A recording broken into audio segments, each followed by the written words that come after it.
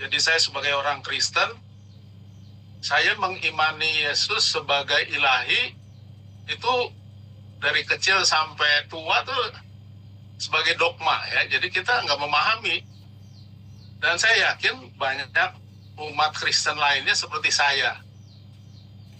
Dan saya baru belajar di masa COVID ya. Jadi saya belajar di masa COVID, saya baca Alkitab, baca referensi, akhirnya saya baru pahami ya.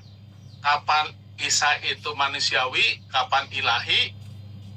Makanya saya selalu mengambil suatu statement, bukanlah suatu kesalahan mutlak jika kita mengimani Isa sebagai Rasul. Karena yang paling utama itu adalah pengembangan tabiat. Jadi keselamatan itu bukan semata-mata memahami Isa sebagai Allah saja, tapi tabiat kita bagus gitu. Tabiat sesuai dengan Yesus ya, tabiatnya Yesus. Dan saya perhatikan bahwa memahami Isa sebagai ilahi itu merupakan pekerjaan Roh Kudus. Nah, salah satu kesalahan orang-orang Kristen saat berdiskusi dengan umat-umat Islam, sering pekerjaan Roh Kudus itu diambil alih oleh pekerjaan sembako. Jadi banyak umat Islam masuk Kristen hanya karena ketertarikan materi ya.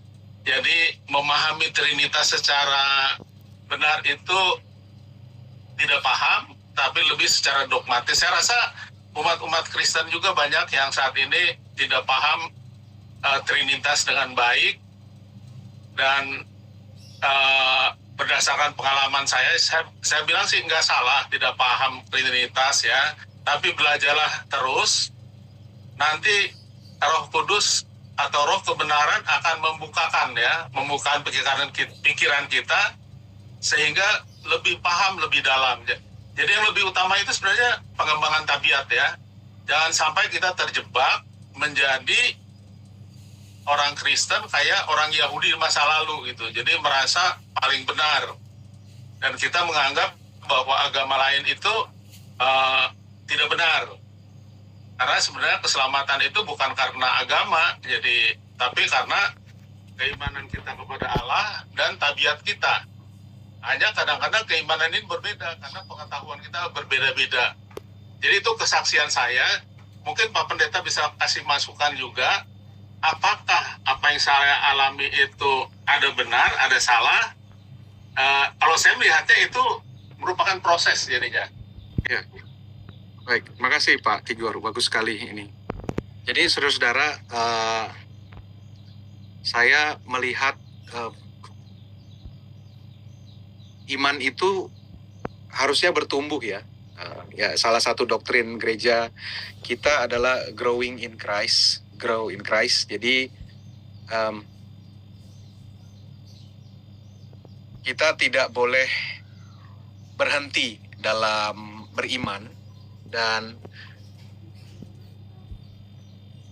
dari sisi internal saya suka menggunakan pemahaman tasawuf ya dalam hal ini. Tasawuf itu menunjukkan proses peningkatan iman mulai dari syariat ya. Syariat itu saudara, kalau dalam tasawuf itu adalah kulit terluar dalam beragama. Artinya syariat itu adalah bicara tentang daftar boleh dan tidak boleh, haram halal. Nah, itu orang beragama di level syariat. Tetapi jangan berhenti di situ. Banyak orang berhenti di situ, dan ini agama biasa berantemnya di level syariat. Ya. Tasawuf mengajak kita untuk naik ke level torikat. Nah, torik, tadi kata torik ya, Isa disebut sebagai torik, ana huwa torik. Torik itu bicara berjalan, ya, perjalanan. Nah, dalam berjalan kita, makanya kalau di tasawuf itu butuh pembimbing, namanya mursyid, guru. Nah, buat kita orang yang percaya Isa, guru kita, mursyid kita adalah Isa Al-Masih. Kita disuruh berjalan untuk naik level. Ya, kan itu teguran Isa kepada para ahli Taurat.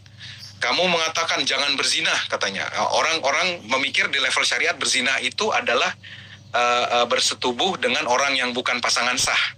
Tapi Isa bilang, kamu melihat perempuan saja dengan keinginan hawa nafsu udah berzina, itu udah naik level, saudara. Itu masuk ke level ma'rifat, hakikat. Nah, hakikat. Jadi perjalanan thariqat itu tadi akan menuntun kepada hakikat. Apa hakikat dari syariat? Kenapa kita diberikan syariat? Kenapa nggak boleh makan makanan di imamat 11? Jadi orang banyak stuck, nggak boleh makan udang. Nggak makan udang tapi bisa makan uang, kan sering kita disindir ya. Jadi karena iya kami nggak makan udang tapi bisa makan yang lain, makan uang haram. Nah itu kan udah tidak mendapatkan hakikatnya gitu. Nah level tertinggi adalah makrifat. Makrifat itu sudah, kalau dalam tasawuf itu sudah bersatu dengan Allah, ya, sudah mengenal Allah. Itu kan dari kata ta'aruf ya. Orang yang mengenal Allah menjadi arif, ya, makrifat, arif, bijaksana. Nah, tadi proses Pak Tigor dari yang tadinya mungkin beragama level syariat, ya, pokoknya saya tahu saya advent dari kecil saya ikutin, ya tidak selalu sempurna ada itu, tapi kemudian naik level. Nah, tarikat, hakikat, paham hakikat. Kalau bicara hakikat, semua agama itu bertemu, saudara. Ya, Islam, Kristen itu bertemu. Tadi bicaranya ujung-ujungnya tabiat. Ya, tabiat itulah yang dilihat oleh Allah.